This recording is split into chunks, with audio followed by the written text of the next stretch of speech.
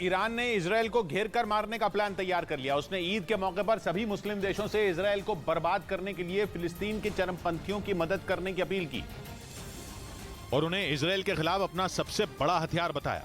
दावा है कि ईरान के supreme leader Ayatollah Ali Khamenei ने यह ऐलान किया कि इजरायल के खिलाफ एकजुट होने के लिए यही सबसे सही वक्त है। ऐसा इसलिए क्योंकि उन्हें लगता है कि इजरायल अपने सबसे बुरे दौर से गुजर रहा है और ऐसे में अगर सभी मुस्लिम देश साथ आ जाएं तो उसे आसानी से हराया जा सकता है, जिसके लिए वो फिलिस्तीन के चरमपंथी संगठन हमास को ताकतवर करने में जुटा है ताकि उसके लड़ाकों की मदद से वेस्ट बैंक इलाके में इजरायल को घुटनों पर लाया जा सके।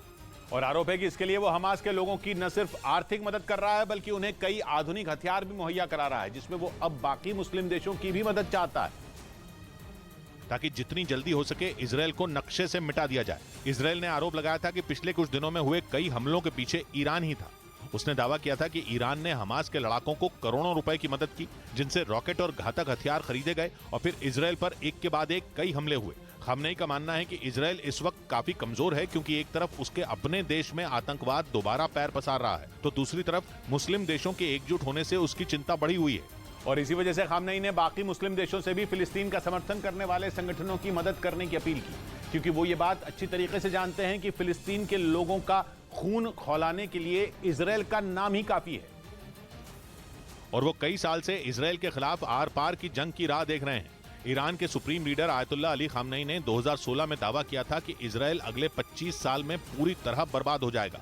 लेकिन मुस्लिम देशों के एक साथ आने से ईरान को इजरायल के साथ अपनी दुश्मनी भुनाने का मौका मिल गया, जिसके लिए वो फिलिस्तीन के चरमपंथी संगठनों को मोहरे के तौर पर इस्तेमाल करने की योजना बना रहा है। यही वजह है कि उसने अपने नए दोस्तों से अपील की कि वो भी इस मुहिम में उसका साथ दें ताकि इजरायल को जल्द से जल्द मिट्टी में मिलाया जा सके। इस बीच पश्चिमी मीडिया का दावा है कि इजरायल ने ईरान के परमाणु खतरे से निपटने के लिए चीन से मदद मांगी है। ईरान का कट्टर दुश्मन इजरायल पिछले कई महीनों से उसके परमाणु कार्यक्रम को रोकने में जुटा है, जिसके लिए इजरायल ने ईरान को तबाह करने की कसम खाई। उसने कई बार ईरान को अपनी घातक मिसाइलों और हथियारों से डराने की भी कोशिश की, क्योंकि इजरायल को इस बात का डर है कि जिस दिन ईरान ने परमाणु बम बना लिया वो उसके लिए सबसे बड़ा खतरा बन जाएगा। इसीलिए इजरायल ने ईरान को रोकने के लिए सारे पैंतरे आजमा लिए, लेकिन ईरान पर उसकी धमकियों का कोई असर नहीं पड़ा। इसी साल फरवरी में दुनिया भर में परमाणु रिएक्टरों पर नजर रखने वाली संस्था IAEA यानी इंटरनेशनल एटॉमिक एनर्जी एजेंसी ने आशंका जताई थी कि ईरान एटम बम बनाने के लिए यूरेनियम को 83% से ज्यादा विकसित कर चुका है, जबकि परमाणु बम बनाने के लिए 90% तक शुद्धता वाले यूरेनियम की जरूरत होती है।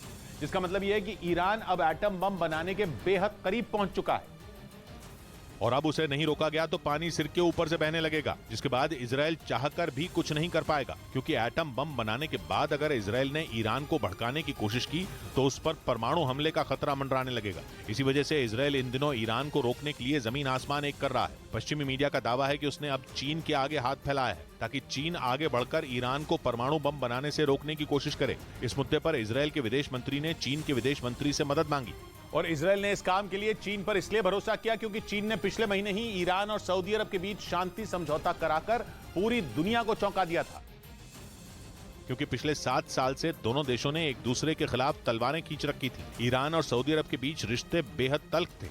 इस दुश्मनी की शुरुआत 2016 में हुई थी जब ईरान में प्रदर्शनकारियों ने सऊदी अरब के एम्बेसी पर हमला किया था, क्योंकि सुन्नी मुस्लिमों के देश सऊदी अरब में एक शिया धर्मगुरु को फांसी दे दी गई थी। इसी बात से शिया मुस्लिम देश ईरान में लोग भड़क गए और उन्होंने सऊदी अरब के दूतावास को निशाना बनाया था, जिसके बाद सऊदी अरब ने ईरान से अपने सारे रिश्ते तोड़ दिए थे। लेकिन इसी साल मार्च में चीन ने दोनों के बीच सुलह करवा दी। इसी वजह से इजरायल को भी उम्मीद है कि ईरान को समझाने में चीन अहम भूमिका निभा सकता है।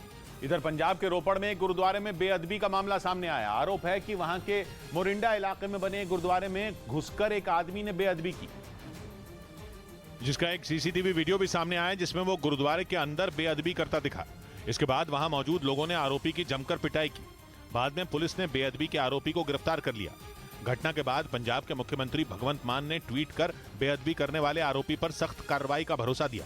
उधर तुर्की के मीडिया ने दावा किया कि तुर्की की सेना ने सीरिया और इराक में 21 कुर्द लड़ाकों को ढेर कर दिया। कुर्द लड़ाकों को तुर्की आतंकी मानता है, क्योंकि कुर्द लड़ाकों ने पिछले 3 दशक से तुर्की की नाक में दम कर रखा है। तुर्की में धमाके करने और लोगों में दहशत फैलाने की कोशिश करने के पीछे अक्सर उनके ही हाथ होते हैं। यही वजह है कि तुर्की की सेना भी लगातार कुर्द लड़ाकों के खिलाफ ऑपरेशन चलाती रहती है। दावा है कि इसी कड़ी में तुर्की के जवानों ने पिछले 4 दिन के अंदर उत्तरी सीरिया और उत्तरी इराक में 21 कुर्द लड़ाकों को मार गिराया। तुर्की के रक्षा मंत्री ने चेतावनी दी कि उनकी सेना कुर्द लड़ाकों के खिलाफ हमला तब तक करती रहेगी जब तक कि उनका सफाया नहीं हो जाता। जानकारी के मुताबिक तुर्की और कुर्द लड़ाकों के संघर्ष में अब तक 40,000 से ज्यादा लोगों की मौत हो चुकी है, जिनमें बच्चे और महिलाएं भी शामिल हैं। इधर जम्मू कश्मीर के पुंछ में आतंकी हमले के बाद सुरक्षा बल ने बड़े पैमाने पर तलाशी अभियान चलाया। वहां 20 अप्रैल को सेना के एक ट्रक पर हुए आतंकी हमले में 5 जवान शहीद हो गए थे, जिसके बाद से ही सुरक्षा बल पूरे इलाके की नाकेबंदी कर वहां आतंकियों की तलाश में जुटे हैं। जानकारी के मुताबिक आतंकियों को पकड़ने के लिए पुंछ में करीब 2000 जवानों को उतार दिया गया, जो भाटा दुनिया के घने जंगलों में ड्रोन और खोजी कुत्तों की मदद से चप्पे चप्पे को खंगालने में जुटे हैं, क्योंकि सुरक्षा बल को शक है कि सेना के ट्रक पर हमले को अंजाम देने के बाद आतंकी वहां छिपे हो सकते हैं। इसके अलावा पुंछ के आसपास के जिलों में भी हाई अलर्ट जारी कर वहां संदिग्ध लोगों की तलाश जारी है। सूत्रों के मुताबिक सुरक्षा बल इस मामले में अब तक करीब 40 लोगों को पूछताछ के लिए हिरासत में ले चुके हैं। उधर एनसीपी प्रमुख शरद पवार के बयान से महाराष्ट्र में महाविकास आघाड़ी में मतभेद की बात फिर खुलकर सामने आ गई। कुछ दिन पहले भी उन्होंने गठबंधन में दरार का जिक्र किया था और एक बार फिर उन्होंने ऐसा बयान दिया जिससे महाविकास आघाड़ी की एकजुटता पर सवाल खड़े हो गए। हालांकि उद्धव ठाकरे गुट ने महाविकास आघाड़ी में मतभेद की खबरों से इनकार कर दिया, लेकिन बीजेपी ने पवार के बयान का सहारा लेकर वार करने में देर नहीं लगाई। पूरे विपक्ष ने हार कबूल कर ली है। एक ही महीने में ऐसा दूसरी बार हुआ जब पवार के बयान से महाविकास आघाड़ी में दरार की बात सामने आई। इस बीच रूस ने आरोप लगाया कि यूक्रेन की सेना ने लुहांस्क के एक रिहायशी इलाके में हमला कर दिया, जिसका एक वीडियो भी सामने आया, जिसमें एक जोरदार विस्फोट होता दिखाई दिया। सामने आए वीडियो में 2 महिलाएं सड़क के किनारे चलती नजर आईं, लेकिन तभी वहां आसमान से एक मिसाइल सड़क पर गिरी, जिसके बाद वहां जोरदार धमाका हो गया, जिसकी आवाज से पूरा इलाका थर्रा उठा। इसके बाद जो हुआ, ब्रेक के बाद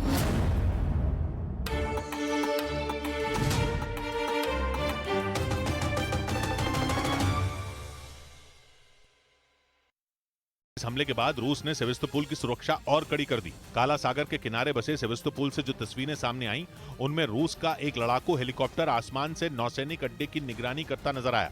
पश्चिमी मीडिया का दावा है कि पुतिन ने न सिर्फ सेवेस्तोपोल बल्कि पूरे क्राइमिया की सुरक्षा कड़ी कर दी है, क्योंकि क्राइमिया पुतिन के लिए नाक का सवाल बन चुका है और वो किसी भी हाल में ये नहीं चाहेंगे कि क्राइमिया उनके हाथ से फिसल जाए। 2014 से ही क्राइमिया पुतिन के पास है, जिसे बचाने के लिए वो कई बार परमाणु हमले तक की धमकी दे चुके हैं। इसीलिए पुतिन ने क्राइमिया में हथियारों के जखीरे को बढ़ाना शुरू कर दिया। और पश्चिमी मीडिया का दावा है कि पुतिन ने क्राइमिया की सुरक्षा के लिए वहां बड़ी संख्या में टैंक तैनात कर दिए। इसके साथ ही गोला बारूद की एक भारी भरकम खेप भी क्राइमिया पहुंचाई गई, लेकिन इसके बाद भी जेलेंस्की की सेना क्राइमिया में घुसकर ताबड़तोड़ हमले कर रही है। इसी साल मार्च में यूक्रेन की सेना ने क्राइमिया के सेवेस्तोपोल में मौजूद रूस के सैन्य अड्डे पर हमला किया था। पश्चिमी मीडिया के मुताबिक उस दौरान यूक्रेन ने ड्रोन के साथ ही समंदर के रास्ते ऐसी नावें भेजी थी जो बारूद से भरी हुई थी, जिनसे क्राइमिया के दक्षिण पश्चिम में काला सागर के किनारे मौजूद सेवेस्तोपोल को निशाना बनाने का प्लान था। सेवेस्तोपोल क्राइमिया का सबसे बड़ा शहर है और यहाँ मौजूद नेवल बेस की दूरी यूक्रेन से ज्यादा नहीं है। जहां पुतिन की नौसेना की ब्लैक सी फ्लीट यानी काला सागर में ऑपरेशन का जिम्मा संभालने वाले जंगी जहाजों का बेड़ा तैनात रहता है। ये वो बेड़ा है जो यूक्रेन पर हमले की शुरुआत से ही पुतिन के एक्शन प्लान में सबसे अहम रहा है, क्योंकि इसी बेड़े की मदद से रूस ने पिछले साल यूक्रेन पर हमला बोलते ही काला सागर की किलेबंदी कर दी थी और वहां मौजूद उसके जंगी जहाजों ने यूक्रेन के शहरों को दहलाना शुरू कर दिया था। सेवेस्तोपोल पर तैनात कई पनडुब्बियों पर रूस ने बेहद ताकतवर कलिब्र मिसाइलें तैनात कर रखी हैं। वही कलिब्र मिसाइलें जिन्होंने जंग शुरू होते ही यूक्रेन पर कहर ढा दिया था। काला सागर में तैनात रूस की पनडुब्बियों से दागी गई कलिब्र मिसाइलों ने यूक्रेन के कई शहरों में जमकर तबाही मचाई थी। इसी वजह से सेवेस्तोपोल नेवल बेस यूक्रेन की आंखों में चुभता है। वो किसी भी तरह उसे तबाह करना चाहता है ताकि पुतिन को बहुत बड़ा झटका लगे। हालांकि ये यूक्रेन के लिए